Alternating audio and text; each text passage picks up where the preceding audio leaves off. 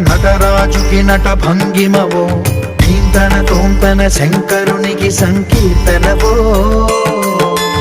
ఈశ్వరుడే అనునిత్యం తనలో తలచుకునే ఓంకారమువో శివ హృదయం కరిగించే ఆ పంచాక్షరివో నీ మదిలో